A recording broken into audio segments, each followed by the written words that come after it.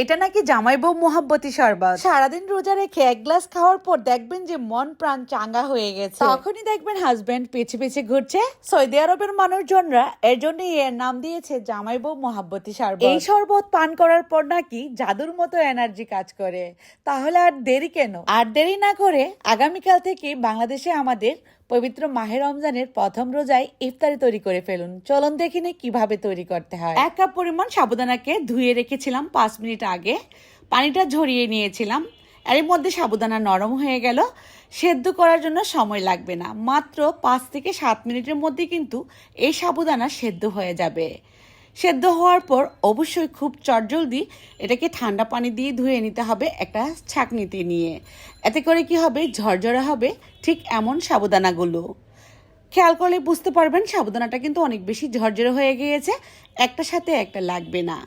এই স্টিনারের মধ্যে রেখেই আমি একটা কাপের মধ্যে নিয়ে এবার একটা বড় সাইজের বোলের মধ্যে নিয়ে নিচ্ছি সাবুদানাগুলো। ঘন করে দুধ জাল করে ঠান্ডা হওয়ার জন্য ফ্রিজে রেখে দিয়েছিলাম।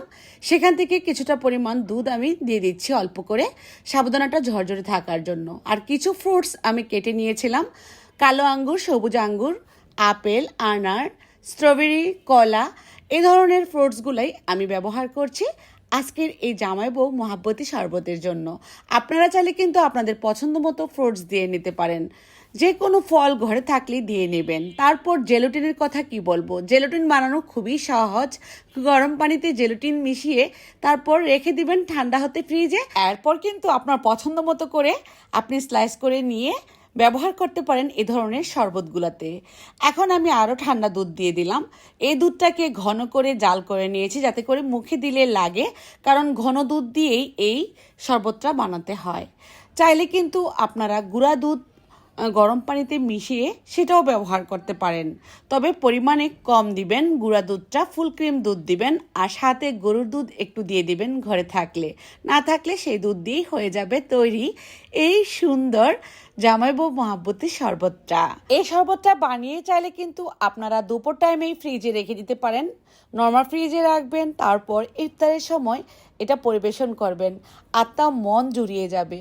মন ঠান্ডা হওয়ার মতন জিনিসই তো তৈরি হয়েছে, তাই না?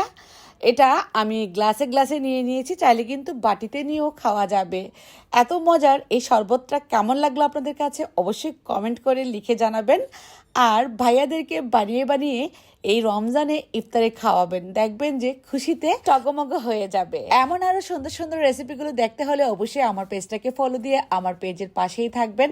আর এই রমজানের অনেক সুন্দর সুন্দর ইফতারের প্লেট আছে, আপনারা দেখে নেবেন। আল্লাহ হাফেজ।